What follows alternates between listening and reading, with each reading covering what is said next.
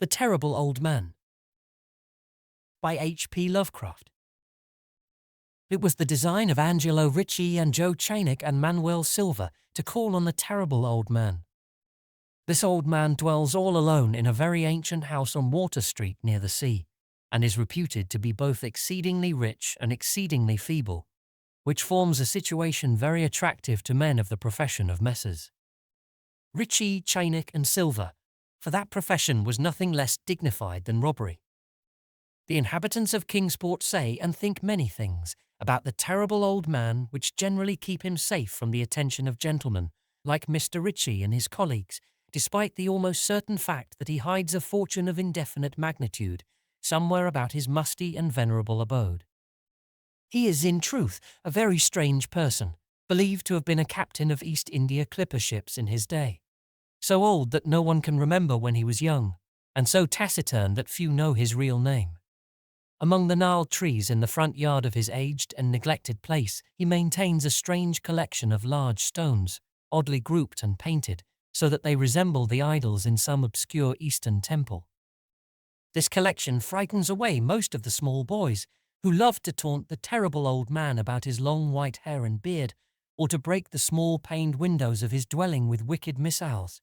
But there are other things which frighten the older and more curious folk, who sometimes steal up to the house to peer in through the dusty panes. These folk say that on a table in a bare room on the ground floor are many peculiar bottles, in each a small piece of lead suspended pendulum-wise from a string.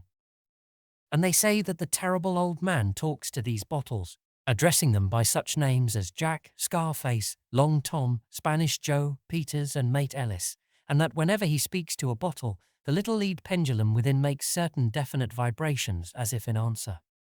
Those who have watched the tall, lean, terrible old man in these peculiar conversations do not watch him again.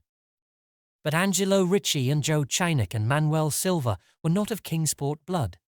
They were of that new and heterogeneous alien stock, which lies outside the charmed circle of New England life and traditions, and they saw in the terrible old man merely a tottering, almost helpless greybeard, who could not walk without the aid of his knotted cane, and whose thin, weak hands shook pitifully. They were really quite sorry in their way for the lonely, unpopular old fellow whom everybody shunned, and at whom all the dogs barked singularly.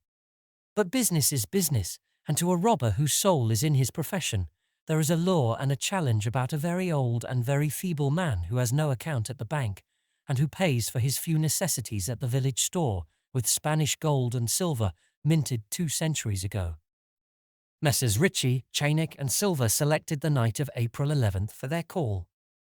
Mr. Ricci and Mr. Silva were to interview the poor old gentleman, whilst Mr. Czanek waited for them, and their presumable metallic burden with a covered motor car in Ship Street, by the gate in the tall rear wall of their host's grounds. Desire to avoid needless explanations in case of unexpected police intrusions prompted these plans for a quiet and unostentatious departure. As prearranged, the 3 adventurers started out separately, in order to prevent any evil-minded suspicions afterward. Messrs. Ricci and Silva met in Water Street by the old man's front gate, and although they did not like the way the moon shone down upon the painted stones through the budding branches of the gnarled trees, they had more important things to think about than mere idle superstition. They feared it might be unpleasant work, making the terrible old man loquacious concerning his hoarded gold and silver, for aged sea captains are notably stubborn and perverse.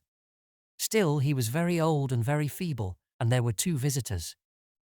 Messrs. Ricci and Silva were experienced in the art of making unwilling persons voluble, and the screams of a weak and exceptionally venerable man can be easily muffled. So they moved up to the one lighted window and heard the terrible old man talking childishly to his bottles with pendulums.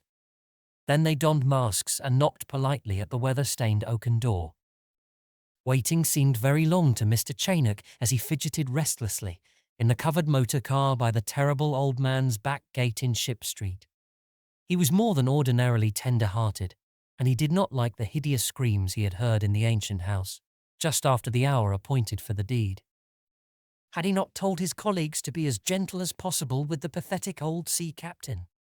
Very nervously he watched that narrow oaken gate in the high and ivy-clad stone wall. Frequently he consulted his watch and wondered at the delay. Had the old man died before revealing where his treasure was hidden, and had a thorough search become necessary? Mr. Czanek did not like to wait so long in the dark in such a place. Then he sensed a soft tread or tapping on the walk inside the gate, heard a gentle fumbling at the rusty latch, and saw the narrow, heavy door swing inward. And in the pallid glow of the single dim street lamp, he strained his eyes to see what his colleagues had brought out of that sinister house which loomed so close behind. But when he looked, he did not see what he had expected, for his colleagues were not there at all, but only the terrible old man leaning quietly on his knotted cane and smiling hideously. Mr. Czanek had never before noticed the colour of that man's eyes. Now he saw that they were yellow. Little things make considerable excitement in little towns, which is the reason that Kingsport people talked all that spring and summer about the 3 unidentifiable bodies, horribly slashed as with many cutlasses, and horribly mangled as by the tread of many cruel boot heels, which the tide washed in.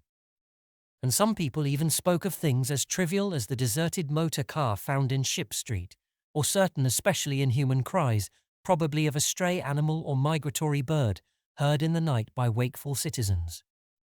But in this idle village gossip, the terrible old man took no interest at all. He was by nature reserved, and when one is aged and feeble, one's reserve is doubly strong. Besides, so ancient a sea captain must have witnessed scores of things much more stirring in the far-off days of his unremembered youth.